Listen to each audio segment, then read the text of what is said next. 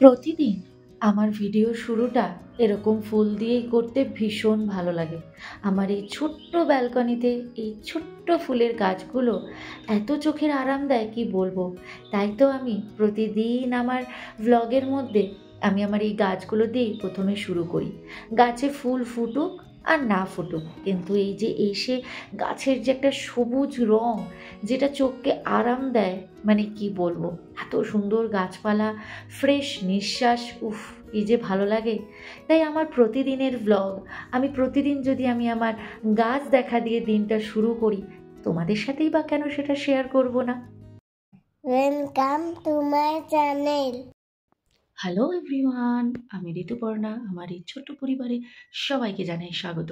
আর যে যেখান থেকে আমার এই ভিডিও দেখছো, সবাই ভালো থাকো, সুস্থ থাকো, বিন্দাস থাকো। আমরাও ভালো আছি। আজকের ভিডিও এখন থেকে শুরু করে দিলাম। তো চলতে থাকো আরও আরেকটা দিন আমার সাথে, আর এনজয় করতে থাকো এই সুন্দর মুহূর্তগুলো। শ্রিয়ান কিন্তু এখানে ব্রেকফাস্ট করতে বসে পড়েছে।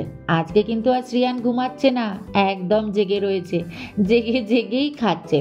ব্যাস, শ্রিয়ানকে স্কুল যাওয়ার জন্য রেডিও করে দিয়েছি, আর ও আমার বাবার সাথে ভিডিও কলে কথা বলছে। কি যেন মজার গল্প করছে কত।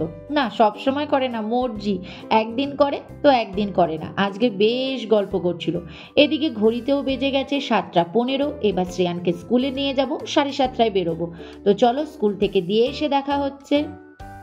তো শ্রেয়ান স্কুলে চলে গেছে, সোহম অফিসে চলে গেছে, এখন ঘর ফাঁকা। এখন এবার ঘরের কাজকর্ম চালু হবে ধীরে ধীরে, নিশ্চিন্ত, কোনো তাড়াহুড়ো নেই।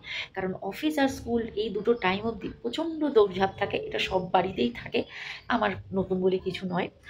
তো আজকে অনেক চিন্তাভাবনা করছিলাম, মার সাথে আলোচনা করছিলাম টিফিনে কি খাওয়া যায় না খাওয়া যায়। টিফিনের দেখবে ব্রেকফাস্টটা ভীষণ কিন্তু আমাদের কাছে একটা সমস্যার জায়গা হয়ে যায়, যে কি ব্রেকফাস্ট করব, কি বানাবো, এইসব নিয়ে।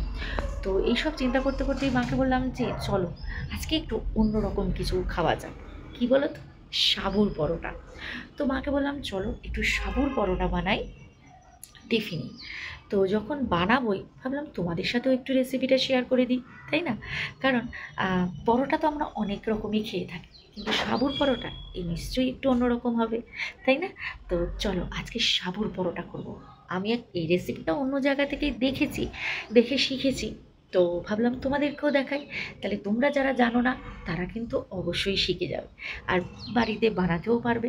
তো চলো, একদম সামান্য অল্প কিছু ঘরে থাকা জিনিস দিয়েই আজকে বানাবো সাবুর পরোটা। শুধু সাবুটা সবার কাছে থাকতে হবে, বাকি জিনিস মোটামুটি সবার কাছেই থাকে আশা করি। তো চলো দেখতে থাকো, আজকে তোমাদের সাথে সাবুর পরোটার রেসিপি কিন্তু শেয়ার করব। প্রথমে একটা শুকনো কড়াইয়ের মধ্যে সাবু নিয়ে নিয়েছি। সাবুটাকে আগে ড্রাই রোস্ট করে নিতে হবে, তাহলে কিন্তু গুঁড়োটা ভালো হবে। তো দেখো, সাবুটাকে ড্রাই রোস্ট করে নিয়ে এবার একটা প্লেটের মধ্যে সাবুটাকে একটু ঠান্ডা করতে দিয়ে দিয়েছি। ঠান্ডা করে নিলে তবেই কিন্তু গুঁড়োটা ভালো হবে, তাই না? তো ঠান্ডা হতে হতে ভাবলাম চলো এটার জন্য তো আলু লাগবে, তাই আলুটাকে সেদ্ধ করে নিই। আমি মাইক্রো ওভেনে সেদ্ধ করছি, তোমরা চাইলে এমনি গোটা আলু সেদ্ধ করতে পারো। তো মাইক্রো ওভেনে আলু সেদ্ধ করতে গেলে আলুটাকে ভালো করে ধুয়ে জলটা মুছে গায়ে একটু ফুটো ফুটো ফুটো ফুটো করে দিতে হয়। দেন তারপর মাইক্রো ওভেনে দিয়ে দিতে হয়। একটা আলু টাইমিং 3 মিনিট। এইবার থেকে তুমি যদি দুটো আলু দাও তাহলে 4 মিনিট, তিনটে আলু 5 মিনিট, এইভাবে 1 মিনিট করে যোগ হবে। ব্যাস, এবার এখানে আলু সেদ্ধ হোক, ততক্ষণে আমার সাবু তো ঠান্ডা হয়ে গেছে। সাবুটাকে এবার মিক্সিতে গুঁড়ো করে নেব। তো এই যে আমার কিন্তু সাবু গুঁড়ো হয়ে গেছে। এবারে এটাকে একটু চেলে নিতে হবে, কারণ যে বড় বড় গুঁড়ো আছে ওগুলো যদি বেশি বড় বড় থাকে তাহলে তোমরা আবার একটু গুঁড়ো করে নিতে পারো। ব্যাস, তো আমার দেখো একদম সাবু গুঁড়ো হয়ে গেছে। এইবারে এই যে আলুটা যে সেদ্ধ করেছিলাম সে আলুটাকে এইভাবে গ্রেট করে নিতে হবে, তাহলে কি হবে বলো তো, আলুটা বেশ সুন্দর মাখা যাবে। তো এইভাবে আমি আলু দুটো কিন্তু গ্রেট করে নিয়েছিলাম। তারপরে এর মধ্যে দিয়ে দিয়েছি স্বাদ মতো বিট নুন, জোয়ান আর গোটা জিরে, আর দিয়ে দিয়েছি একটু চিলি ফ্লেক্স। ব্যাস, এবার এটাকে ভালো করে মেখে নিতে হবে। তো কিছুটা মাখার পরে আমি এর মধ্যে দিয়ে দিয়েছি একটু রিফাইন্ড অয়েল।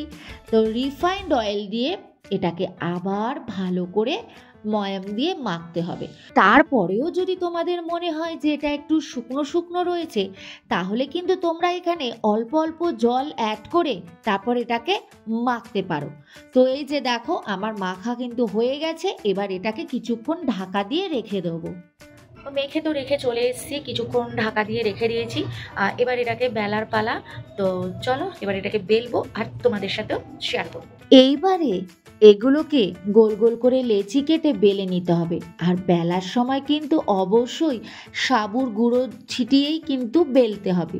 তো বেলার সময় এগুলো কিন্তু ধার দিয়ে একটু ফেটে ফেটে যেতে পারে। তো আমি একটা এরকম গোল বাটি নিয়ে তারপরে এইভাবে গোল গোল করে কেটে নিয়েছি। ব্যাস দেখো তো কি সুন্দর গোল গোল হয়েছে না? তোমরা চাইলে এর থেকে বড় বড়ও করতে পারো, তেমন কোনো অসুবিধা নেই।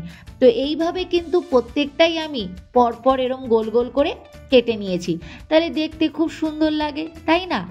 এইবারে একটা ফ্রাই প্যান বসিয়ে দিয়েছি, তার মধ্যে আগে এর দু পিঠ ভালো করে সেঁকে নিতে হবে। আমার যেহেতু ছোট ছোট পরোটা, তাই আমি দুটো করেই দিয়ে দিয়েছি। এবারে দুদিক ভালো করে সেঁকে নিয়েছি। সেঁকে নেওয়ার পরে এবারে এর মধ্যে দিয়ে দেবো কি তেল। এইবারে তেলে ভাজতে হবে যেমন পরোটা করে, একদম সিম্পল ব্যাপার কিন্তু। তো এইবার কিন্তু আমি এগুলোর মধ্যে তেল দিয়ে দিলাম। তেল দেওয়ার পরে এবারে দুদিক ভালো করে ভেজে নিতে হবে। আর তুমি যদি বেশ পাতলা পাতলা করে বেলতে পারো, তাহলে কিন্তু এগুলো একদম লুচির মতো ফুলে উঠবে এমনি এমনি, আর ভীষণ নরম হয় এগুলো। তো দেখো আমার কিন্তু দুদিকই কিন্তু ভাজা হয়ে গেছে। এবার আমি একে একে এগুলোকে নামিয়ে নেব। তো এইভাবেই কিন্তু আমি প্রত্যেকটা সাবুর পরোটা এইভাবেই বানিয়ে নিয়েছি। তো সবগুলা তোমাদেরকে দেখালাম না, দু তিনটে তোমাদের সাথে শেয়ার করলাম। তো দেখো এইভাবে দু পিঠ ভালো করে তেলের মধ্যে ভাজা হয়ে গেলেই তারপর এগুলোকে নামিয়ে নেব। ব্যাস আমার তৈরি সাবুর পরোটা। তো দেখো তো কেমন হয়েছে সাবুর পরোটা। যে কোনো আলুর সবজি দিয়েই তোমরা কিন্তু খেয়ে নিতে পারবে এই সাবুর পরোটা। তো এইটা কিন্তু ব্রেকফাস্ট হিসেবে তোমরা খেতেই পারো।